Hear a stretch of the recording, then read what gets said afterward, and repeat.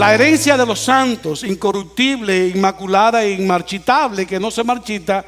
Yo le voy a invitar que vayamos juntos a Primera de Pedro y vamos a leer solo los primeros 9 versículos. Esta es una carta que tiene mucha información y veo que es tiempo de hablar a aquellos que están sufriendo, que están siendo perseguidos, y precisamente esta carta habla de eso. No nos comunicamos para hablar del tema o del concepto, pero realmente aquí estamos bien tratando con expatriados, con personas que estaban siendo perseguidas en ese tiempo. Primera de Pedro, una vez leído los primeros 9 versículos, yo quisiera que una vez más nos presentemos ante el Señor a pedirle su ayuda para este tiempo de predicación. Dice así la palabra de Dios. Primera de Pedro, capítulo 1, del versículo 1 al 9. Pedro, apóstol de Jesucristo, a los expatriados de la dispersión en el Ponto, Galacia, Capadocia, Asia y Bitinia, elegidos según el previo conocimiento de Dios Padre por la obra santificadora del Espíritu, para obedecer a Jesucristo y ser rociados con su sangre. Que la gracia y la paz os sean multiplicadas.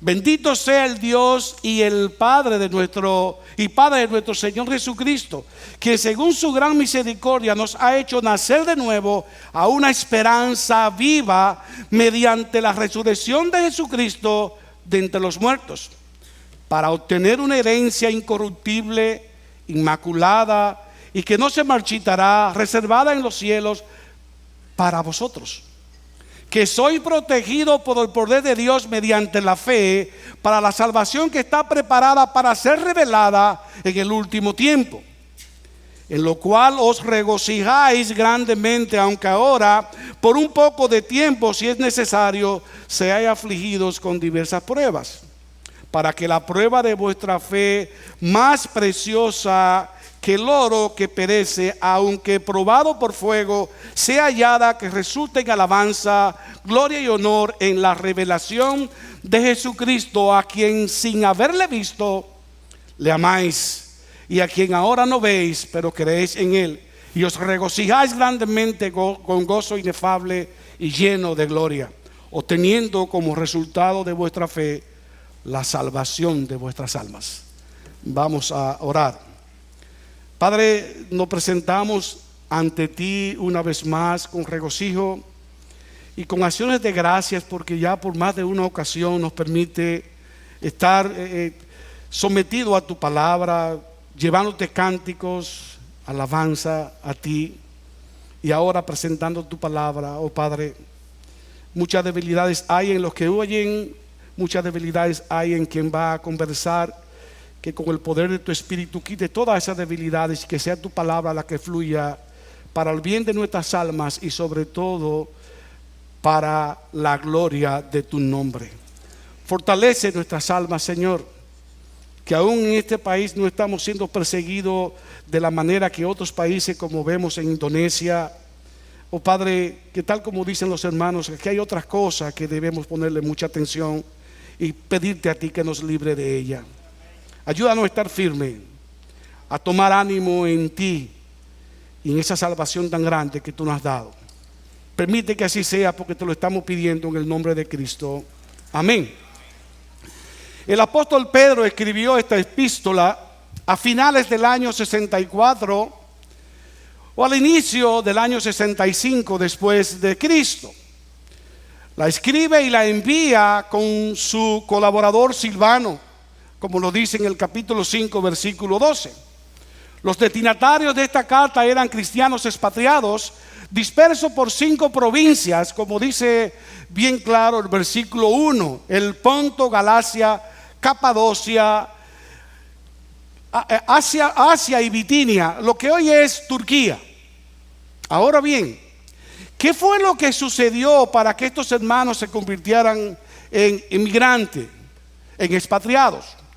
Bueno, a finales del año 64, y para ser más preciso, en el verano del año 64 después de Cristo, se produjo en Roma lo que se conoció como el gran incendio de Roma.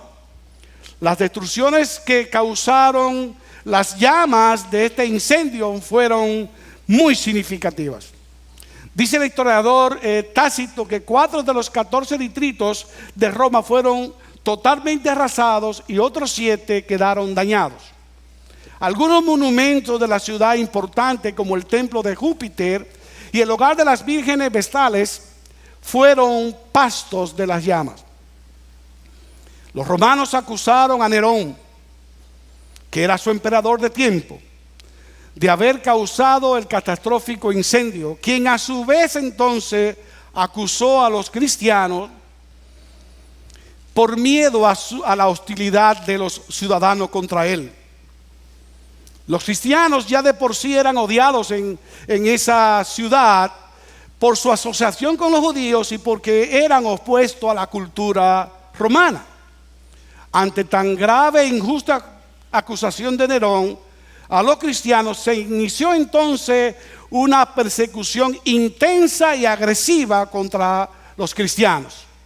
Muchos fueron ya sacrificados y otros no tuvieron otra alternativa que salir corriendo, correr, esparcirse a todo lo ancho del Imperio Romano y de manera particular en los lugares al norte de la montaña de Tauro, tal como lo especifica una vez más el versículo 1, el Ponto, Galacia, Capadocia, Asia y Bitinia. Tuvieron que salir literalmente corriendo, huyendo por su vida.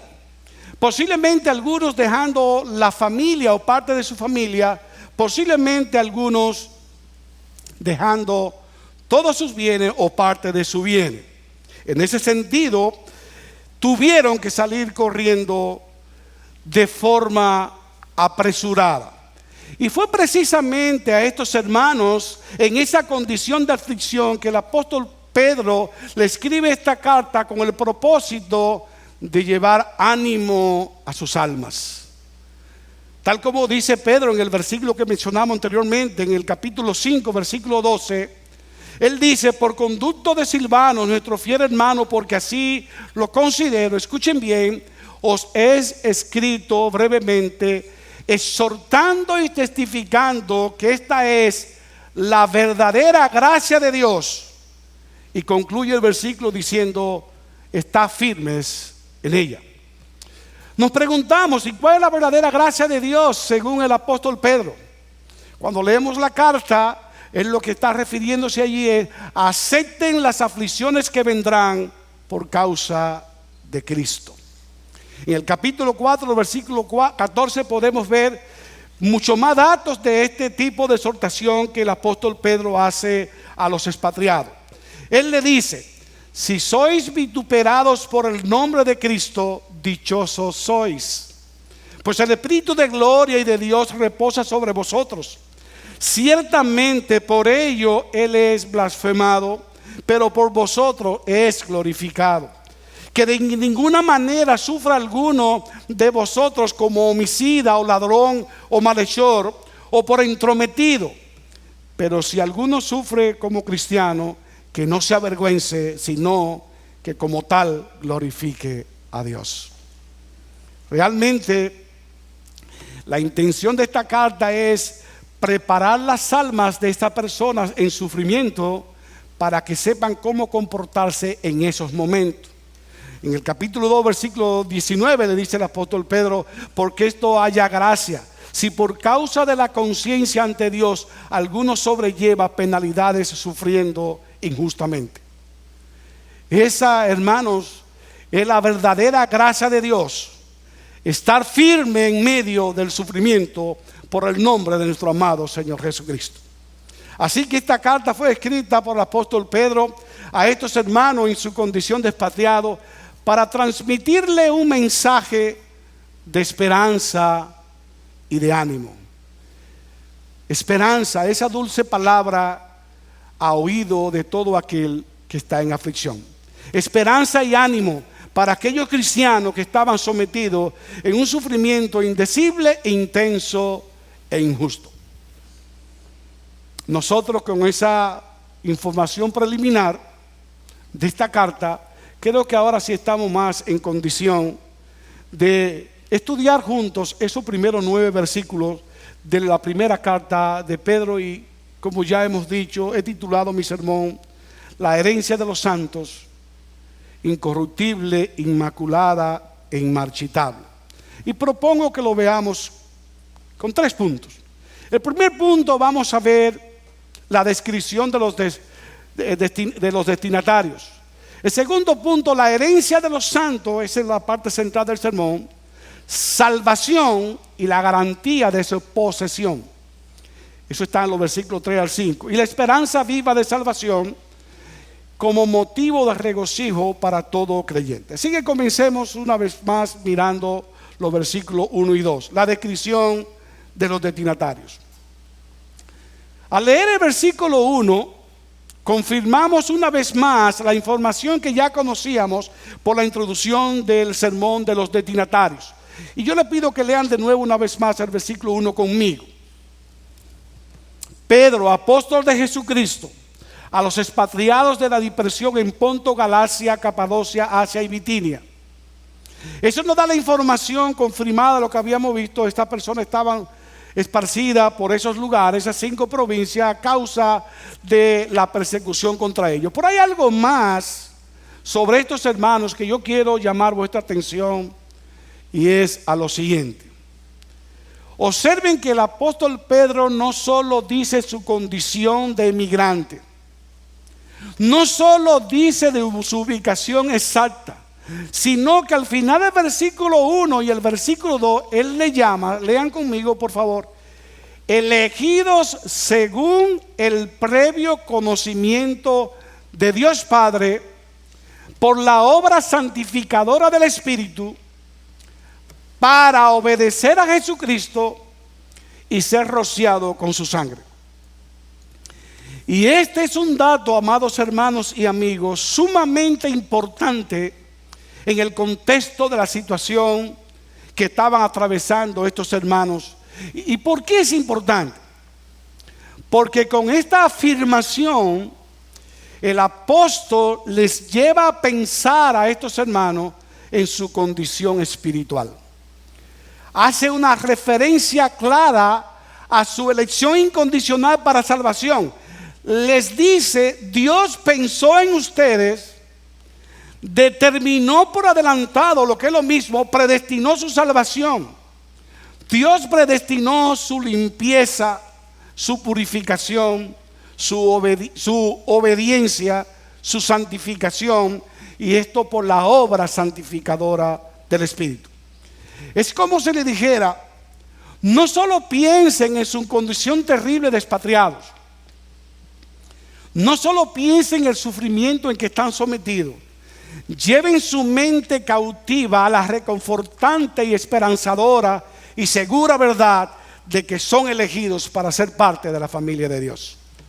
En ese sentido, Pablo, con esa descripción en el saludo de esta carta, de seguro quiere poner una nota de condición espiritual verdadera en estos hermanos.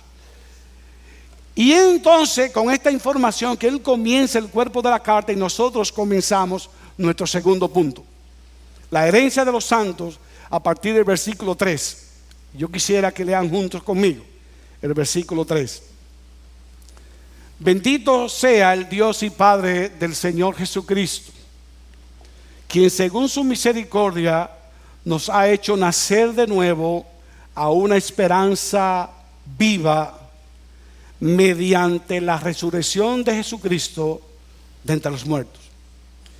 El apóstol Pedro en el versículo 1 llama primeramente a estos hermanos como elegidos por Dios mismo. Pero ahora en el versículo 3 él añade que ya Dios lo hizo nacer de nuevo. La condición de elección, la condición ya de haber nacido de nuevo. Y quiero que vean conmigo cómo va cambiando el énfasis que el apóstol Pedro, según el apóstol Pedro va escribiendo esta carta. Primeramente, en el versículo 1, el apóstol Pedro llama la atención a sí mismo. Él dice: Pedro, apóstol de Jesucristo. Pero también sigue poniendo énfasis entonces en los destinatarios, quienes eran y su condición espiritual. Pero en el versículo 3, que es realmente donde comienza el contenido de la carta, Pedro lleva al lector a poner toda la atención en Dios. En Dios y su obra ya realizada en los destinatarios. Fue Dios Padre quien los eligió para salvación. Y fue Dios Padre que ya le hizo nacer de nuevo. O sea, ya es un hecho. Y yo quiero destacar aquí, hermano, lo siguiente. Aquí está la Trinidad, la Santísima Trinidad obrando. Note que Dios Padre es quien elige por medio de la obra del Espíritu Santo para obedecer a quién, para obedecer el Hijo y ser rociado con la sangre de Cristo el Hijo. Es Dios Padre quien hace nacer de nuevo. Primera de Pedro 1:3, Juan capítulo 1 versículo 13.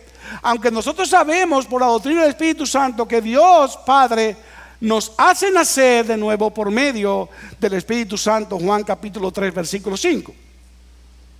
O sea, Dios Padre elige para salvación. Dios Padre nos hace nacer de nuevo en el Espíritu Santo. Y Él elige para salvación, para ser purificado con la sangre de Cristo. La predestinación es limpiarnos para llevarnos a ser parte de su familia. Es lo que le está diciendo él a estos hermanos. Ahora, en este versículo 3, además del apóstol Pedro hablar de ese nacimiento de nuevo a una esperanza viva, él también habla de la seguridad que deben tener estos hermanos en cuanto a lo que Dios lleva a su alma como seguridad de salvación. Nos hizo nacer de nuevo a una esperanza viva. Ahora, ¿qué significa esto? Tanto estos hermanos como nosotros, antes de que Dios nos hiciera nacer de nuevo, no había en ellos y en nosotros ninguna esperanza. Y voy a repetir eso para que podamos entender mejor el concepto de esperanza viva. Antes de que Dios nos hiciera nacer de nuevo, no había en nosotros esperanza alguna. Y esa es precisamente la condición de todos y cada uno de los creyentes. Esa era la condición de todos y cada uno de los creyentes antes de ser llamados a salvación.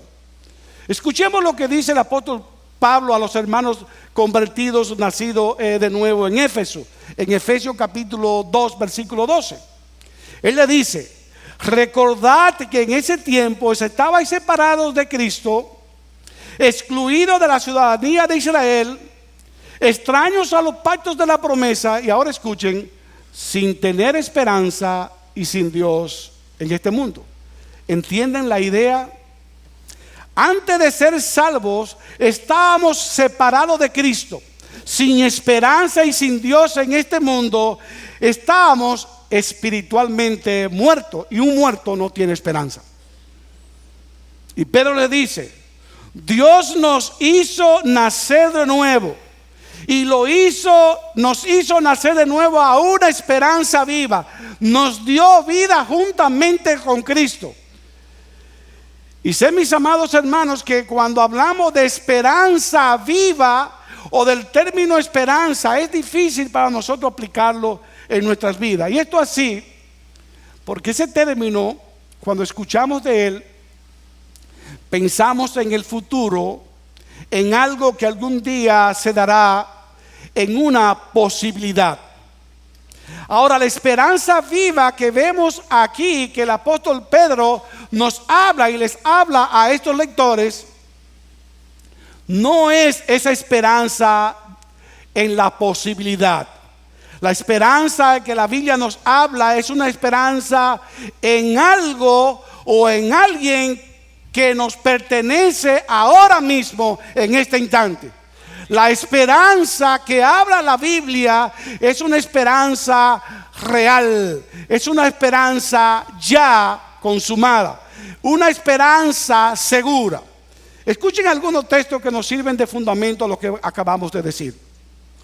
Pablo dice a los Colosenses en el capítulo 1, versículo 3 al 5, él dice: damos gracias a Dios, el Padre de nuestro Señor Jesucristo, orando siempre por vosotros, al oír de vuestra fe en Cristo Jesús y del amor que tenéis por todos los santos. Ahora escuchen, a causa de la esperanza reservada para vosotros en los cielos, de la cual oíste antes en la palabra de verdad, el evangelio. A causa de la esperanza reservada. No se puede reservar aquello que es una posibilidad. Se reserva aquello que es una realidad. Pablo, escribiéndole a Tito en el capítulo 2, versículo 13, él dice: aguardando la esperanza bienaventurada, y ahora escuchen, y la manifestación de la gloria de nuestro gran Dios y Salvador Jesucristo. Esperando que la esperanza bienaventurada juntamente con la manifestación de la gloria de nuestro gran Dios y Salvador Jesucristo. Si Cristo no retorna, si Cristo no va a volver, entonces nuestra esperanza es vana. Pero como Él retornará, como Él volverá, y con Él la gloria nuestra, entonces la esperanza es reservada y es bienaventurada.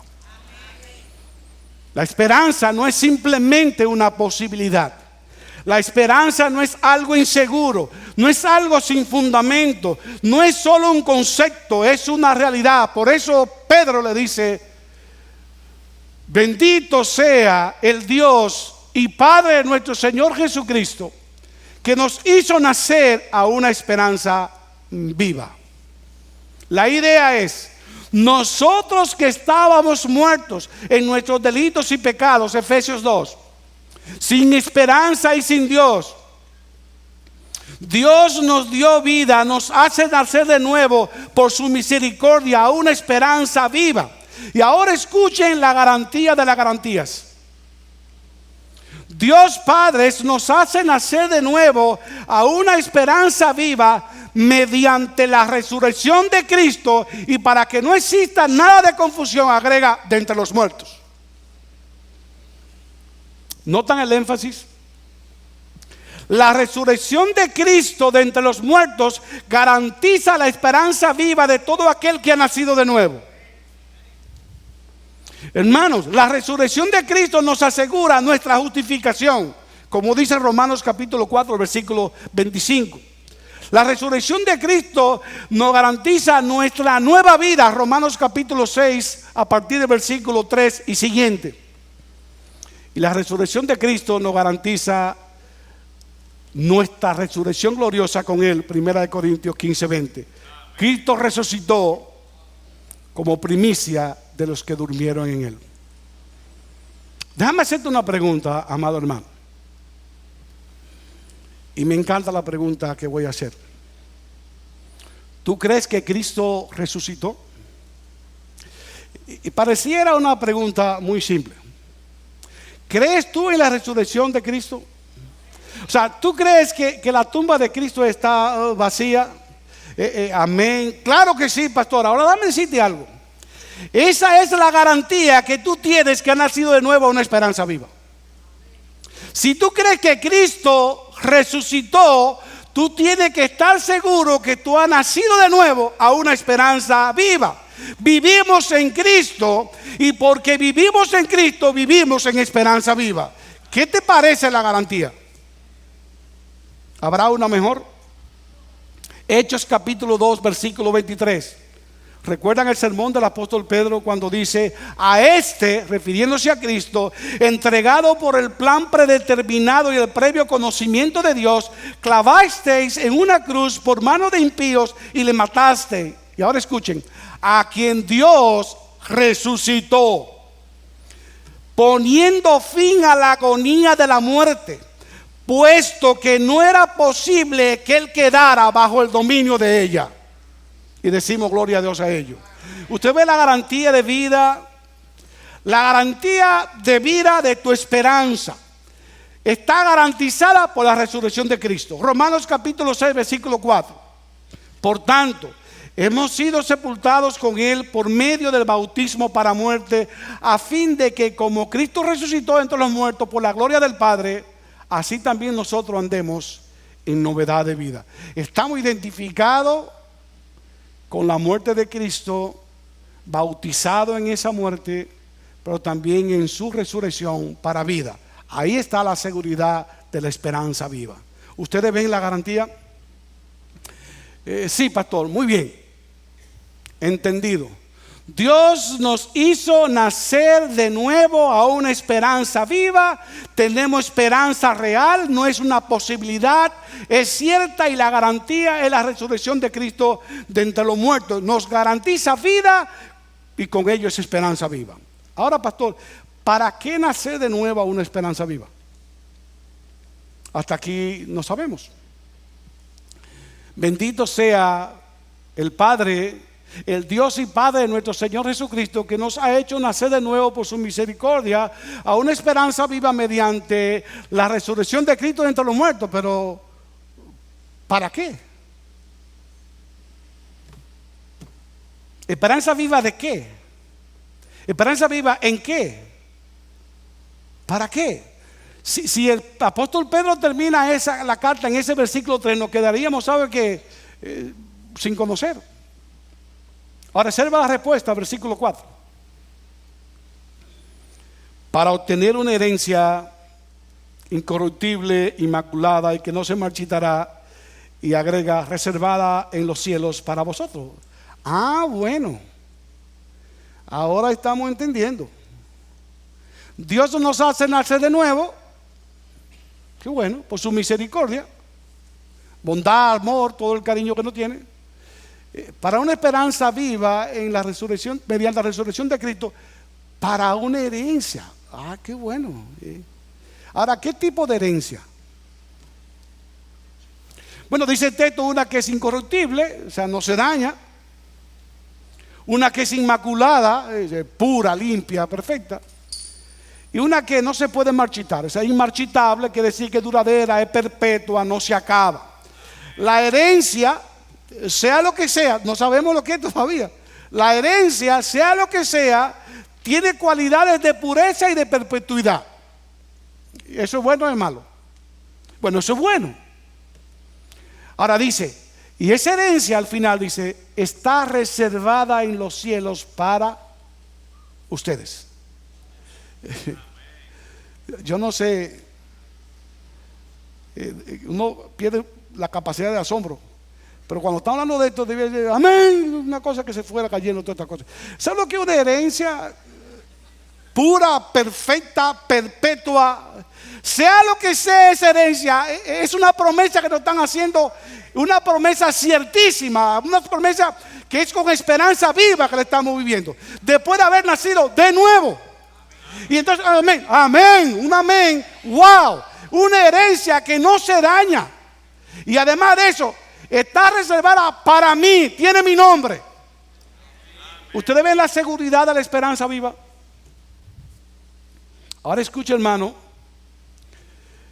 quizá esto te pone un poquito más animoso.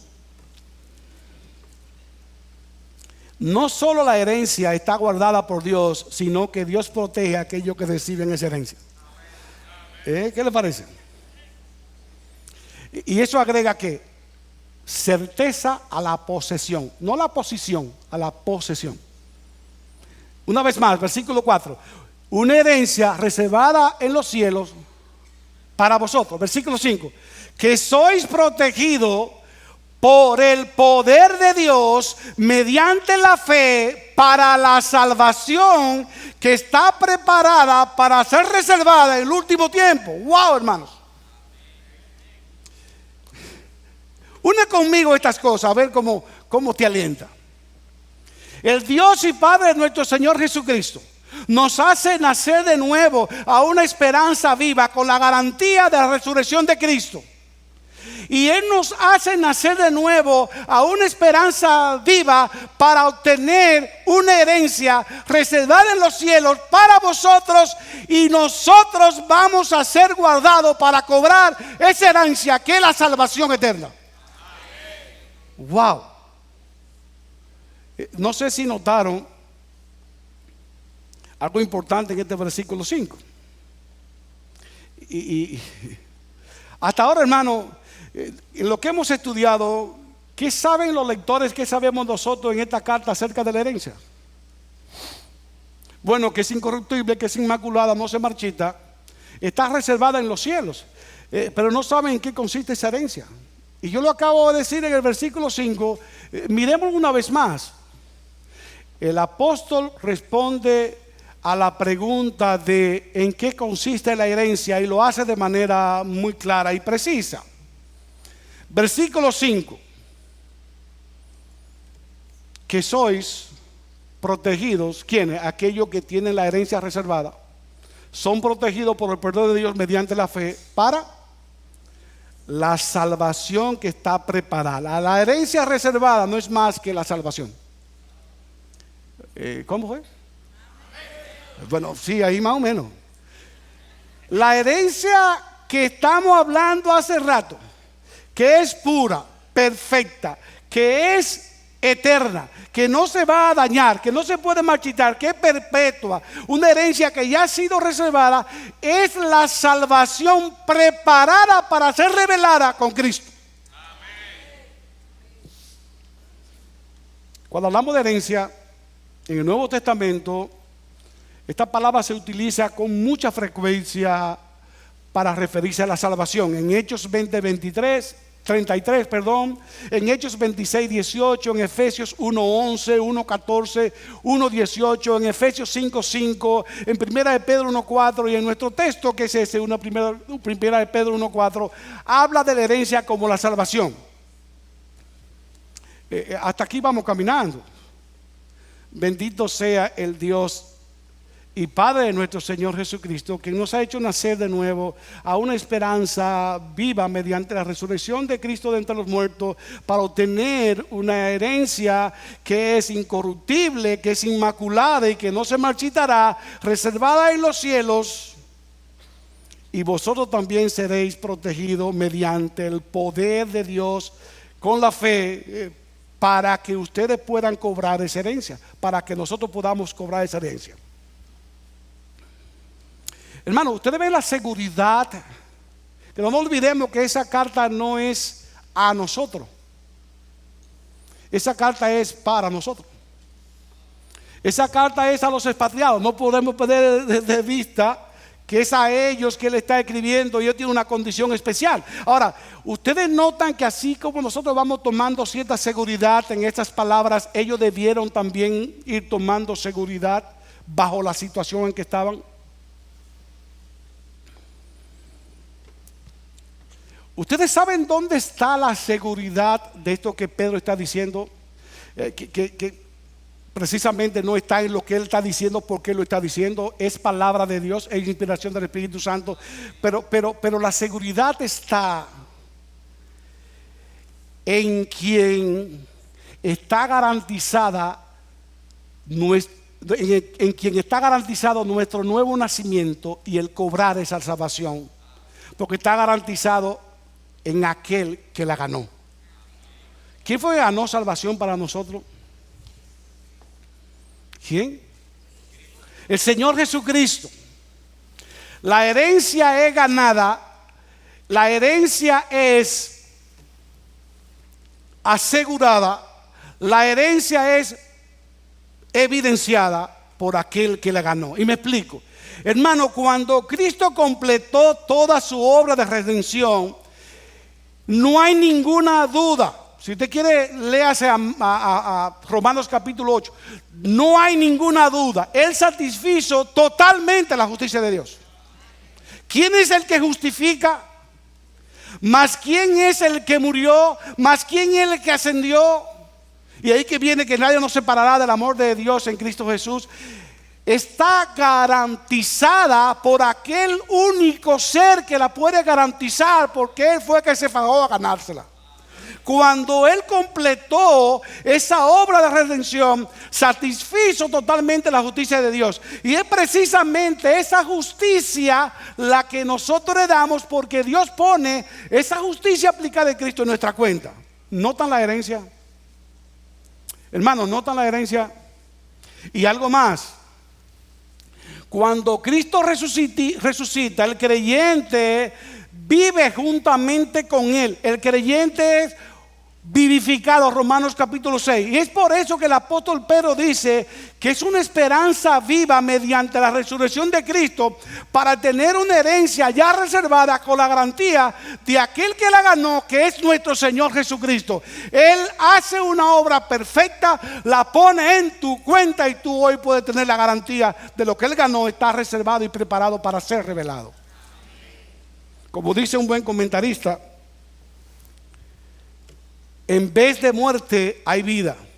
Mediante la resurrección de Cristo, nosotros somos receptores de la herencia que Dios ha depositado para nosotros nada más y nada menos que en el cielo.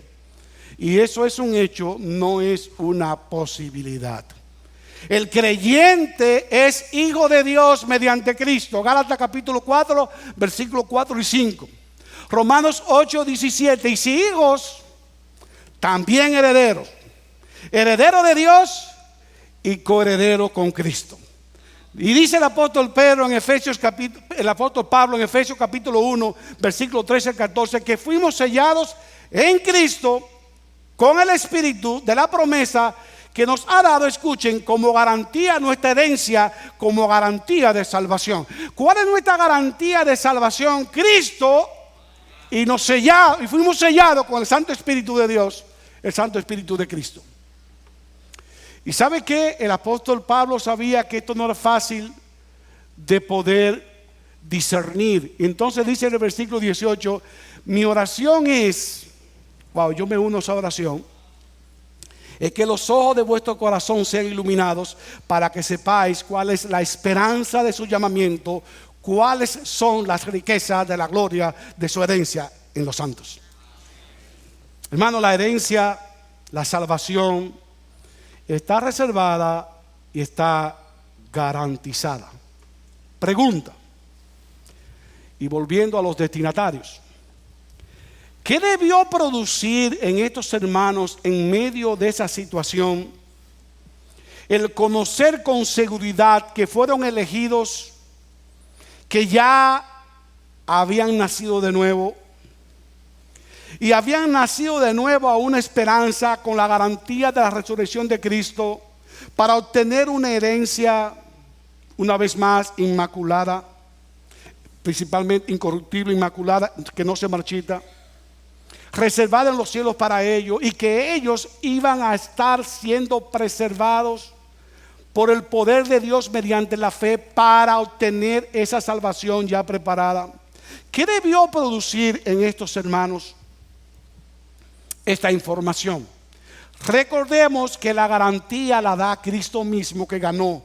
La garantía la da Cristo mismo que resucitó y venció la muerte. La garantía la da Cristo mismo que ejecutó una obra perfecta para así satisfacer la justicia de Dios por cada uno de estos hermanos que estaban expatriados. ¿Qué debe producir en ellos el conocer la seguridad de salvación? Hermanos, ¿no debe producir eso paz, gozo? En otra palabra, ¿qué sabía Pedro que ellos necesitaban más en ese momento? ¿Recuerdan en la salutación lo que él le dijo? Que sea multiplicada la gracia y la paz. Ahora, hasta aquí, con lo que ellos saben, con lo que ellos están seguros, especialmente el término y concepto de esperanza en la salvación eterna, ¿ustedes creen que no debe producir en ellos por lo menos paz, gozo? Bueno, exactamente es lo que vemos en el tercer punto nuestro, versículo 6. La seguridad de haber nacido de nuevo a una esperanza viva, la seguridad de salvación debe producir en estos hermanos gozo. Noten lo que dice el apóstol Pedro en el versículo 6. En lo cual os regocijáis grandemente. ¿En qué? En conocer toda esa información que le estoy dando. En el hecho que ustedes deben tener seguridad de salvación. Es reservada para ustedes, está preparada para ustedes y tiene la garantía de nuestro Señor Jesucristo. Eso debe producir gozo, y no cualquier gozo. Él dice, en lo cual os regocijáis grandemente. O no de esperarse que una persona en medio de aflicciones grandes, que le lleven a su mente, o que le hagan, o que le ayuden a llevar su mente cautiva a esta esperanza real fundamentada en algo tan grande, tan serio como la salvación en Cristo, no es de esperarse que su alma se alivie. No es de esperarse venir a mí los que están trabajados y cansados, que yo lo haré descansar. Lleva mi yugo. Y él dice que yo haré descansar tu alma. El descanso del alma de esta persona debió comenzar a evidenciarse. Y esto así, amados hermanos, independientemente de las circunstancias, independientemente de las aflicciones que ellos estaban pasando en ese momento. Observen lo que dice el versículo 6, una vez más: en lo cual os regocijáis grandemente, aunque ahora, por un poco de tiempo, si es necesario, seáis afligidos con diversas pruebas, para que la prueba de vuestra fe, más preciosa que el oro, que perece, aunque probado por fuego, sea hallada, que resulte en alabanza, gloria y honor en la revelación de Jesucristo. Y no hay nadie que pueda alabar y glorificar y honrar a Dios sin gozo en el corazón. ¿O sí?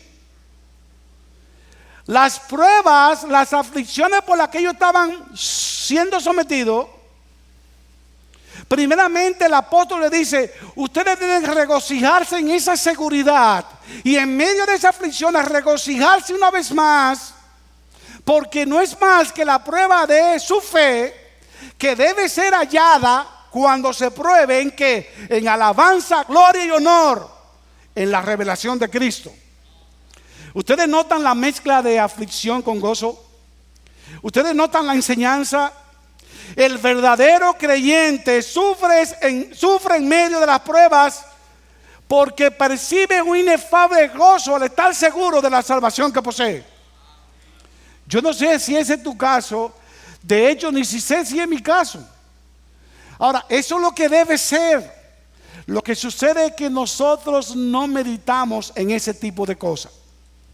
Sufre por las pruebas, pero está gozoso por la salvación que le espera, preparada y reservada. El texto dice aún más: en las aflicciones tú debes siempre recordar, y eso va a tono a lo que dice el apóstol Pablo en Romanos capítulo 8, versículo 28. Las aflicciones ayudan para tu bien, prueban tu fe, y esa fe, escuchen bien, con la que somos protegidos, con la que somos guardados, es una fe preciosa, y es preciosa aún más mientras más se prueba. Una vez más, versículo 7: para que la prueba de vuestra fe, más preciosa que el oro que perece, aunque probado por fuego, sea hallada, que resulte en alabanza, gloria y honor en la revelación de Jesucristo. ¿Tú escuchaste eso, hermano? No es momentánea. Usted está viendo la durabilidad de la prueba de tu fe. ¿Hasta cuándo será? ¿Hasta cuándo será? Hasta que Cristo se revele. Y cuando Él se revele, que tú no sabes cuándo, debe ser hallada en alabanza y gloria para el Señor. Debe ser encontrado todo tu ser en una alabanza con gozo inefable, aún sea en medio de las aflicciones que no son más que la prueba de tu fe, que el mismo Pedro en la palabra de Dios dice que es preciosa.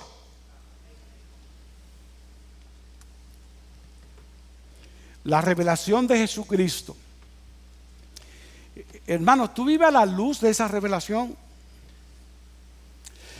¿Cuáles son tus reacciones a los problemas que tú tienes y que estoy seguro que tienes a cada instante? Porque yo me atrevería a hacer aquí una pregunta. Levante la mano el que no tenga problema. Y si yo digo levante la mano el que tiene muchos problemas, no la levante. Yo sé que todos tenemos muchos problemas, y muchos y difíciles. Ahora, en esos problemas tú debes sentir un gozo inefable. ¿Sabe por qué?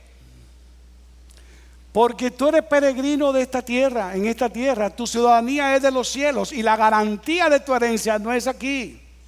La garantía de tu herencia, que es la salvación, está reservada en los cielos para ser revelada cuando Cristo venga. O sea, no te desesperes, gózate en el Señor y gózate en esa seguridad. No te desesperes. Alguien decía esta mañana, y creo que fue el pastor Salvador, lo que pasa es que participaron unos cuantos pastores y yo soy brutísimo. Él decía, la persona, wow, parafraseando lo que el apóstol Pablo dijo, o sea, para mí vivir es Cristo y morir es ganancia. Si yo estoy dispuesto a morir por Cristo, bueno, fue el pastor Salvador porque está en el contexto de la predicación de Apocalipsis, el mensaje a Esmirna, donde allí estaba la exhortación o el mandato de que no temas, pero sé fiel. Si yo puedo ser fiel hasta la muerte por Cristo, si yo estoy dispuesto a morir por Cristo, ¿no debiera también estar dispuesto a vivir por Cristo? La pregunta es, amén, qué bonito. Lo que decía alguien era, lo difícil es pensar en eso cuando estamos en los momentos difíciles. Es difícil pensar cuando estamos en los momentos difíciles. Y valga la redundancia. Es difícil nosotros llegar a la conclusión que no importa lo que estemos pasando, nosotros debemos ser capaces de vivir para Cristo, no importa en qué circunstancia. He aprendido a vivir en escasez y abundancia. Y él concluye la idea, porque todo lo puedo en Cristo que me fortalece. Por eso es que él puede decir, para mí vivir es Cristo. Ahora, hermano, el vivir es Cristo, es vivir bajo la esperanza viva de saber que en él tenemos plena seguridad en todo para todos. En todo, seguridad. Para mí vivir es Cristo. Ya no vivo yo. Y lo que vivo en la carne lo vivo lo que Cristo vive en mí. Quien vino por mí, me salvó a mí. Es un asunto personal.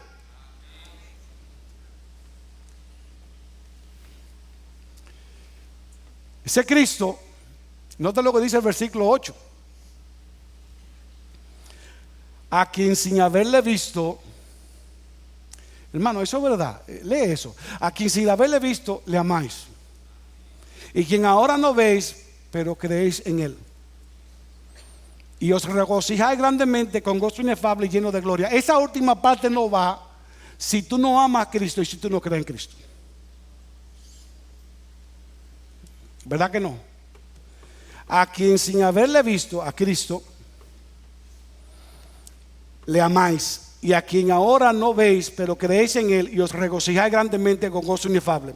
En medio de la prueba, el amor a Cristo, la fe en él, en todo lo que él representa para el cristiano, cuando pensamos en él, la reacción natural de una persona que ama y cree en Cristo es regocijarse, tener un gozo inefable de esperanza viva en la salvación que nos espera en gloria con Cristo Jesús.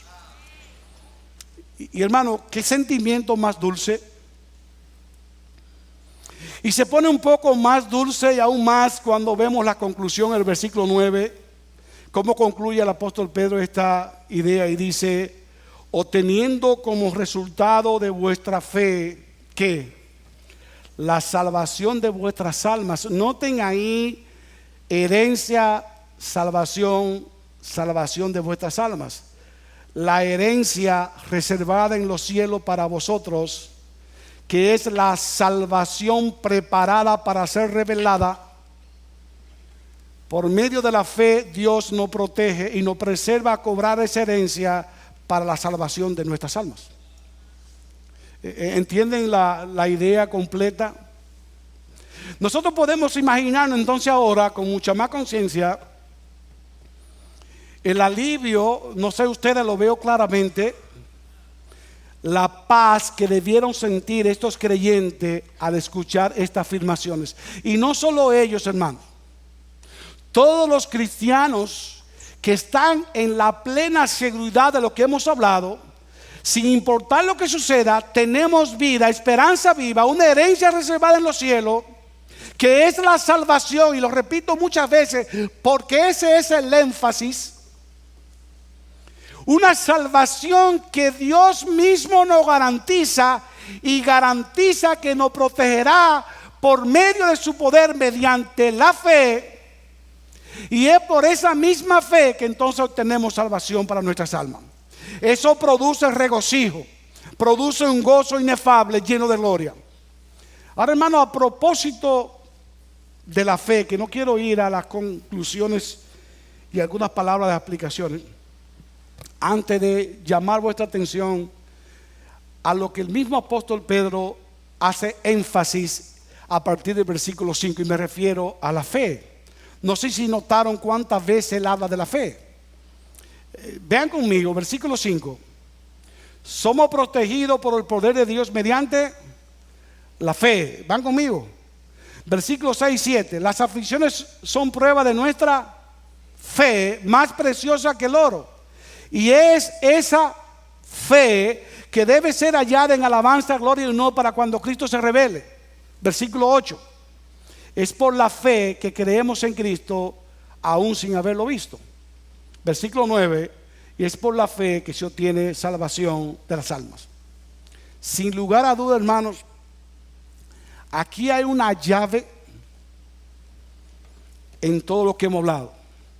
Es la fe en Cristo la que permitirá a todos, hermanos, a aquellos que estaban expatriados y a todos nosotros, albergar el sublime sentimiento de paz, porque afianzará la esperanza viva de salvación en sus almas, y esto le mantendrá gozoso y firme en medio del sufrimiento.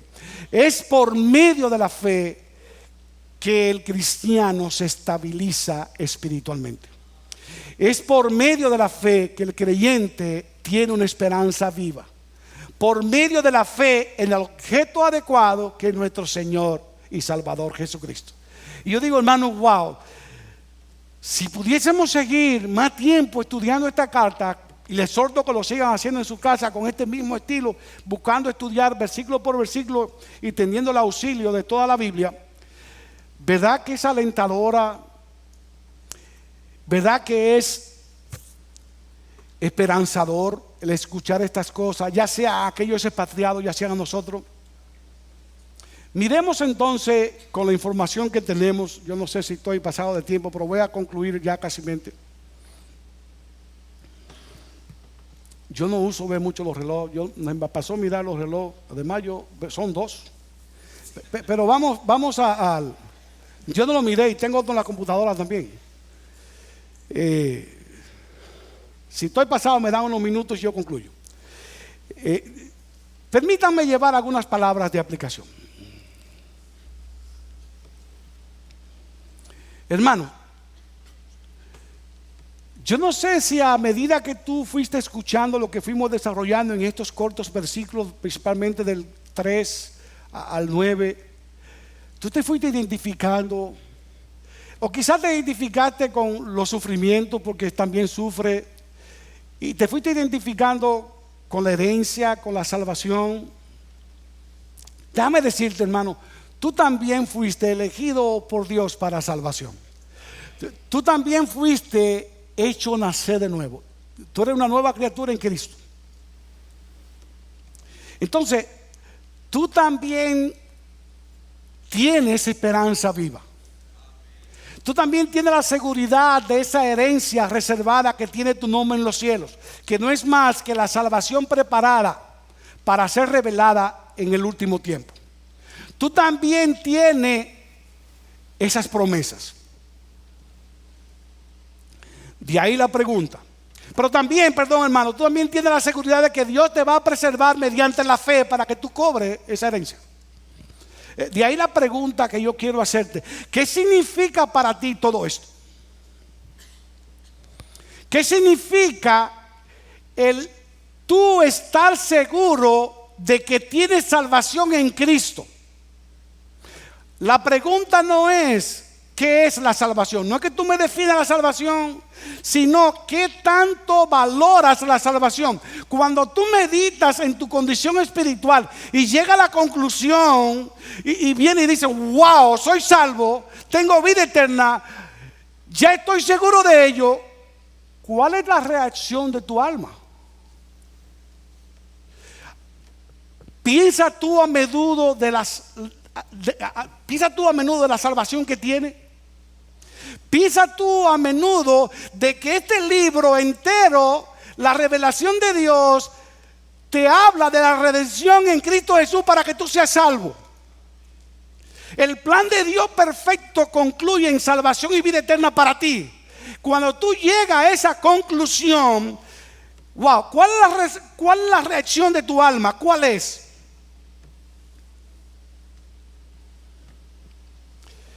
Hermano, ¿dónde reposa tu esperanza? ¿Qué es lo que te da ánimo cada mañana a levantarte y seguir? A cada instante y seguir. Cuando las cosas están muy difíciles, cuando llamamos y hablamos y parece que orando no funciona, ¿qué es lo que te da esperanza y ánimo para seguir? Te voy a decir una cosa, si hay algo diferente a la salvación y vida eterna, hermano, está poniendo tu esperanza en algo vano.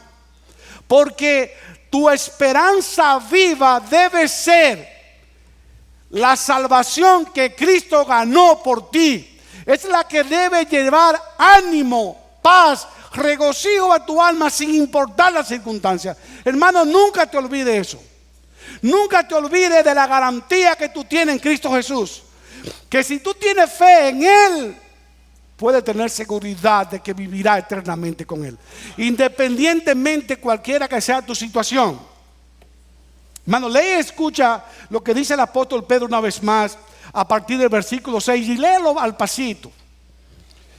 En lo cual, en esa seguridad de salvación, os regocijáis grandemente, aunque ahora por un poco de tiempo, si es necesario, seáis afligidos con diversas pruebas, para que la prueba de vuestra fe, más preciosa que el oro que perece, aunque probado por fuego, sea hallada, que resulte en alabanza, gloria y honor en la revelación de Cristo, a quien sin haberle visto le amáis, y a quien ahora no veis, pero creéis en Él, y os regocijáis grandemente con gozo inefable, lleno de gloria.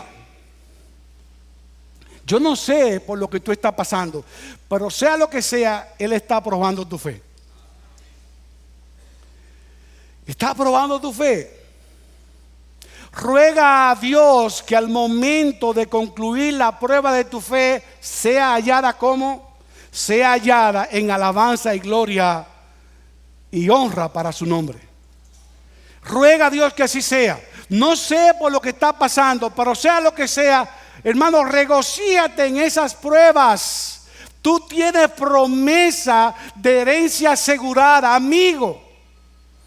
Ten ánimo y esperanza, amigo y hermano, porque la salvación eterna está guardada, depositada y asegurada en los cielos, y eso lo garantiza Cristo. ¿Por qué debe ahora preocuparte? ¿Por qué debe ahora preocuparte? La exhortación pastoral es: preocúpate por meditar más en esa salvación tan grande que Dios te ha dado.